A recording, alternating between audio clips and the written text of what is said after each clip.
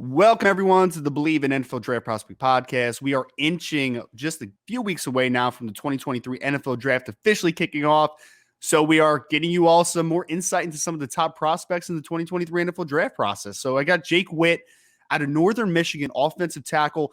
I'm sure for the people that follow the NFL draft sphere, they've been kind of following along. Jake's been a guy that's been talked about heavily recently, especially think of like Dane Brugler just wrote a great piece of him at The Athletic on just kind of his profile, a little bit of his past experience as a tight end and kind of grown into the offensive tackle. And some of the testing numbers that Jake's been putting up this draft process are absolutely nutty, to be very honest. So wanted to bring Jake on because he's got a fascinating backstory. So Jake Witt, Northern Michigan, man. How you doing? I appreciate you for jumping on the pod, brother. How's everything been going so far? I'm doing well, Ryan. I'm doing well. Thanks for having me. But everything's been crazy busy. Ever since that pro day you're talking about, it's blowing up. So it's been fun. It's been exciting, but excited to see what happens from here on out. Absolutely, man. So, Jake, I mean, I'm really excited, man, because I love to kind of dig into the backstories of guys, especially. And, obviously I read the piece, so I got a lot of the backgrounds, but I really want to kind of give the highlights to the people out there, especially the draft nerds like myself that kind of want to find that, the kind of that sleeper that you haven't heard of until a few weeks before the draft, but really, I mean, Dane said, there's a high likelihood that you get drafted, right? So people that especially are just staying in tune for their team's sake. Jake Witt's a guy that I obviously keep an eye on. So, Jake, when I was working through a little bit of your bio, and I think it mentioned something about this in the piece that Dane wrote, talked a little bit about Michigan Tech was a spot that you originally went to, and I believe you played basketball there, if I remember correctly. So can you take me through just kind of the early portions of your college career, and then we'll kind of transition into Northern Michigan and kind of how you ended up here? Yeah. So, growing up, I was, a basketball guy since second grade. Only played 2 years of football in high school, and it was 8-man football. But still, after, with both those in mind, two of my three options, when I finalized them down to choose which college I was going to go to, two of the options were football. So I opted to go with the one basketball route. At that time, I thought it was the most natural sport for me. I'd played it for 11 years at this point versus two. And, I still loved basketball, so I went there. Michigan Tech was a great school, a great engineering school. And I didn't know what I wanted to go into right off the bat. I thought maybe it'd be something engineering related, maybe. So I went there undeclared, didn't declare a major, just took some general classes and introductory classes. After kind of being exposed to college level athletes, college level strength and conditioning, that kind of started a little fire in my body. And, that just, I've always been really interested in fitness, nutrition and everything. But when I saw strength and conditioning, I saw athletic training, all that stuff, that kind of pushed me in the direction that I wanted to go in, which was transferring to Northern so I could study a field like that. I ended up studying applied exercise science, becoming a certified personal trainer after graduation in 2021. And ended up, I was just a student for that 2019 semester, that fall semester when I transferred, but then reconnected with the coaches that recruited me in high school that spring and joined the team in the spring of 2020. I love it, man. I love it. And so, Jake, when you were playing basketball originally, like just kind of flashing back to Michigan Tech there for a second, what was your body type then, right? Because obviously now you're over 300 pounds, but when you were just playing basketball and just keeping your eyes focused on that sport early in the process, how much did you weigh at that point, and just kind of the body type perspective? Yeah, I was always one of the bigger, stronger guys on the basketball court, but the build of a basketball player is a lot thinner. So I was probably 250 pounds at that time. I was probably 6'7", 250, played power forward. And I finished that year around 250, transferred over to Northern, got up to around 260-ish. By the time that end of the fall rolled around, by the time I joined the team, I was around 265, and then ended up playing tight end around anywhere from 263 to 270 for the next 3 years. So. I love it, man. I love it. And then obviously playing tight end, eventually you make that transition. Can you take me through just the process of transitioning to offensive tackle? Like, what were the conversations with the coaches? How did that kind of come to fruition for you to make that switch? Yeah, so it was the 2021 season. I was starting at tight end. I'd played all 8 games at tight end. So we were in the Ferris State game. halftime of that game, we had some injuries, and you know, we knew we were going to have to shuffle some things around on the offensive line. So I'm sitting down there, you know, we're with the tight ends and we're meeting, and then I look over and my coach is walking over with a number 65 jersey right up to me. So I knew at that time what was going on. So I had no issue doing that. You know, I knew the team needed it, and so I switched out, ended up playing right tackle the rest of that game, and then continued to play right tackle for the last 2 games of the season. But I'd never taken any reps at it before. You know, my reps included 5 practice reps when we got back out from the locker room before the second half of that game. But it was quite the experience, you know, and it was funny to watch after the fact. You know, it was funny to look at me doing that. But it was, yeah, that was the story on how it started. So then I sat down with the coach after that 21 season. We kind of discussed whether I wanted to play tight end to go to tackle. And we decided, you know, that my highest ceiling was going to be with tackle. You know, I had a frame that could stack on a lot of weight. I was very athletic, had good feet for my basketball past, good movement skills, and you know, I had played well in just those 3 games with no experience at the position. So we made that full transition, you know, and I was going to be playing left tackle. We knew this past 22 season. So yeah, we just trained, grinded that off season, you know, stacked on some weight. I was about 260, low 260s, got up to 282 at the start of that season to where now I'm 302. So Wow, man. Well, in that first game, correct me if I'm wrong, Ferris State, they obviously have the great pass rusher, Caleb Murphy. I think I read somewhere that was kind of like a big indicator of like, hey, man, he came in, although being an undersized guy, and you held your own, obviously, against, you know, the best D2 pass rusher that we've seen over the last couple of years. I mean, kid had like 25 sacks this year, like just some crazy number. What was that? Was that like a moment of affirmation to you a little bit, Jake, as far as like, hey, man, I'm facing off against a really good guy. Even though I'm raw and I'm new to the position, I still kind of held my own and was able to kind of get us out of that football game. Like, was that an affirmation for you, I guess? yeah, it was. In that game, it was just a whirlwind. My mind was spinning every single play. I was getting down in what I thought was a right tackle stance. I had no clue what their stance looked like. You know, I knew what they looked like, but I had no clue how to get into it. So I was getting out of the stance. I was asking the left or the right guard every play, like, hey, you know, what do I do on this play? Who am I blocking? So he was telling me every single play. So it was just a whirlwind. You know, my mind was spinning, and I was, you know, we're playing the eventual national champions, right? And just so it was quite the experience. But yeah, like you said, I mean, I played well that game. Surprisingly, you know, I didn't allow any pressures, any sacks that second half against the best Division II defensive line, and that, like you said, that did give me some confidence with that position, some affirmation, and I think that's what made the coaches keep me there for the remainder of the season, and then that's what kind of spurred, you know, me to get to this point where I'm right now. And you mentioned obviously the weight gain going from the 260s to the low 280s and now to 302 pounds. How easy has that been, if at all, to kind of put that weight on? How has your body kind of been carrying it? And I guess my main question is like, how have you been able to put on good weight without not rushing to put on bad weight specifically? Yeah, you know, I was rushing it, you Yeah. know, because I knew I needed to get my weight up quick, especially when I finished the season this past year around 280. I needed to be 300 by my pro day, so I'm like, well, I have 3 months, right? So Yeah. it was just all nutrition based. You know, it was 6,000 calories a day. I was eating 750 grams of carbs, 300 grams of protein, 200 grams of fat. You know, I was doing that. It was I was doing that from December until now, and I continue doing that. So you know, it wasn't as bad as I thought it was going to be. You know, luckily I have a frame, and genetically I'm a person that puts on lean weight. So I stayed very lean when I stacked on that 20 pounds. My explosiveness, you know, my jumps stayed the same. I got a little bit slower on the 40 with a little bit of weight, but that'll happen, you know, but I was happy with how I, you know, kept all that explosiveness and through all that 20 pounds that I had to stack on pretty quickly.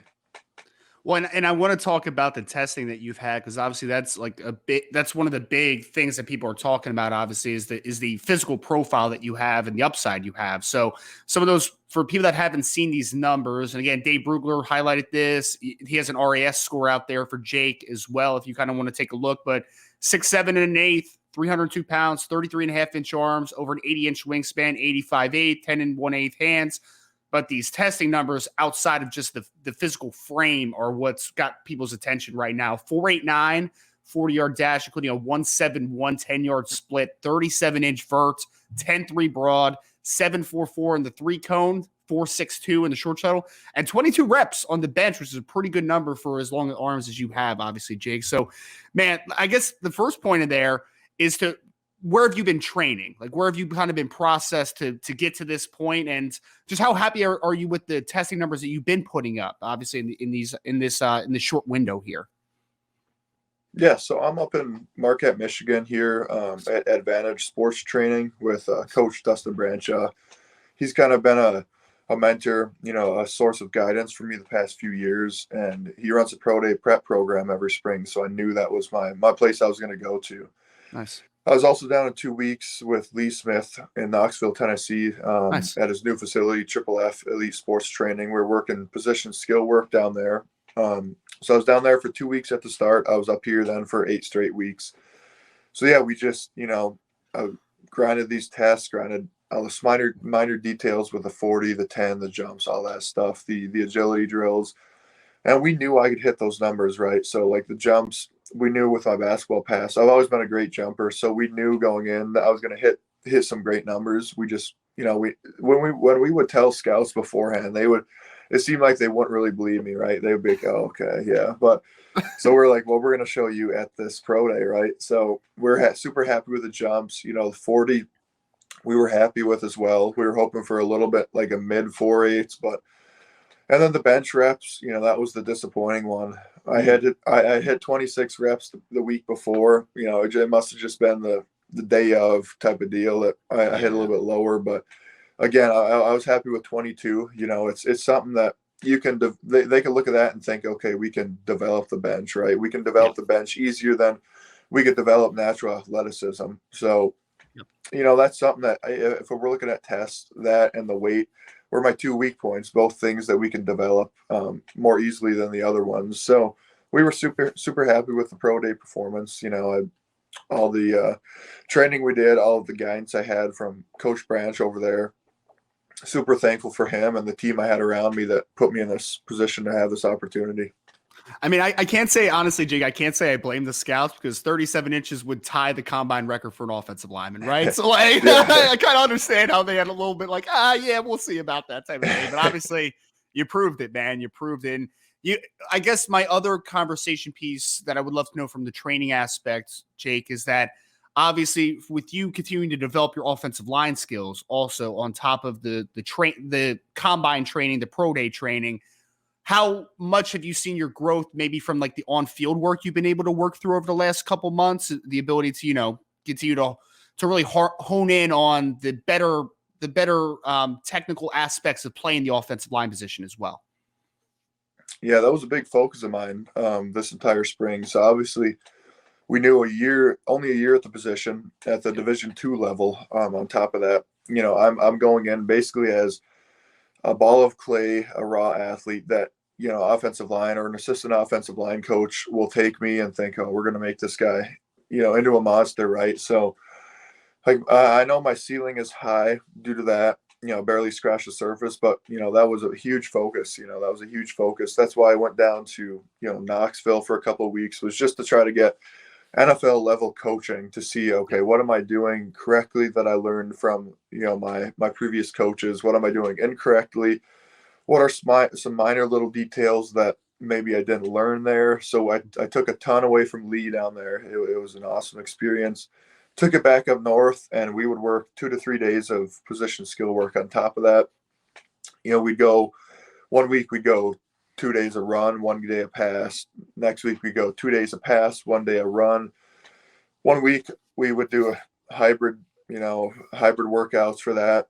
But it was just really, like I said, pass game is where I feel more comfortable, just with, my movement skills, my basketball experience. But at this point, so a lot of the focus has been on the run game because we know going from Division II level to the NFL level, obviously pass rushers are going to be that much more deadly. But also in the run game, you're going to be moving 300-pound guys, sometimes more, versus 270-pound guys at this level.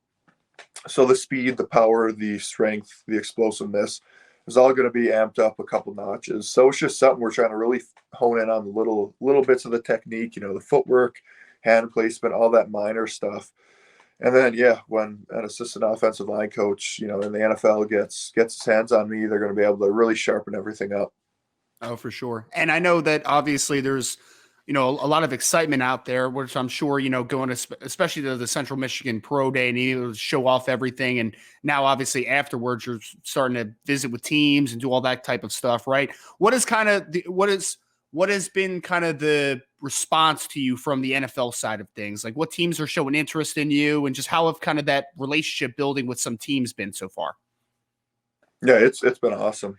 Since that pro day, I mean, we've spoken with every team except two in the league, so it's really blown up. We've made some great connections.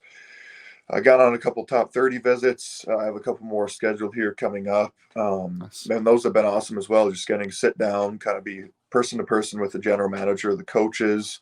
Also the big thing is getting the NFL medical done to make sure, a big thing for me is showing, okay, I'm a healthy guy. I've only played 2 years of college football, right? 2 seasons of competition, 1 season of practice. So I want to be less beat up than a lot of these guys. That's going to be a big selling point for me as well. So yeah, it's been a great experience. It's been pretty surreal in times as well, but I've been really enjoying it, taking it all in, taking all the little bits and pieces. I've been trying to be a sponge, taking things from this coach, things from this general manager, this scout, etc. Yeah. Just trying to take everything I can in, whether they're giving me pointers on my game or whatever it is. But it's been an awesome experience, and I'm just super excited to see what happens from the rest of the process. For sure. So met with 30 out of 32 NFL teams. You said you've been on all top 30 visits and you have 2 more scheduled. That's what right? Been on 1, going to have 3 more scheduled. Gotcha. And can you disclose which teams those are, or is that not something that you're allowed to put out there? I'm not sure. We're just gonna keep those anonymous right at this time. Yeah. Yep, no doubt about it. So, Jay, kind of like my last question here, man, is you talked about obviously a lot more experience with basketball, and then only 2 years of football in high school, and then obviously to getting to where you are now. I guess my question here is just kind of overarching, kind of going into the NFL now is just how excited are you for this opportunity? Like how much of a blessing is it? And when did this dream, I guess, kind of become a little bit of a reality for you? Like you kind of thought like, hey man, I can do this. I think like this could be a thing. Oh yeah. It's very exciting. I mean, it's something, at night I'll be sitting there struggling to sleep at times because I'm so excited about, the next month. It's kind of itching at me, but that dream kind of, it has always been a dream of mine, before I even started playing football at Northern. When I was training at that gym, I was speaking about Advantage. My coach, Dustin Branshaw, he knew me. He knew me as an athlete. He knew what kind of numbers I was putting up. And he told me at that time, before I'd even played college football, he's like, hey, we're going to get you into the league. He says, we know we can get you into this league. We just need you to come out and play with us. And, I mean, I was already thinking about it before that, right? So when I heard that from somebody, that's been running a pro day prep program for 10, 15 years like he has, that kind of sealed the deal for me, right? So it was kind of like that was the spark, right? That was a very small spark that kind of started pushing me, like that planted the seed in my head.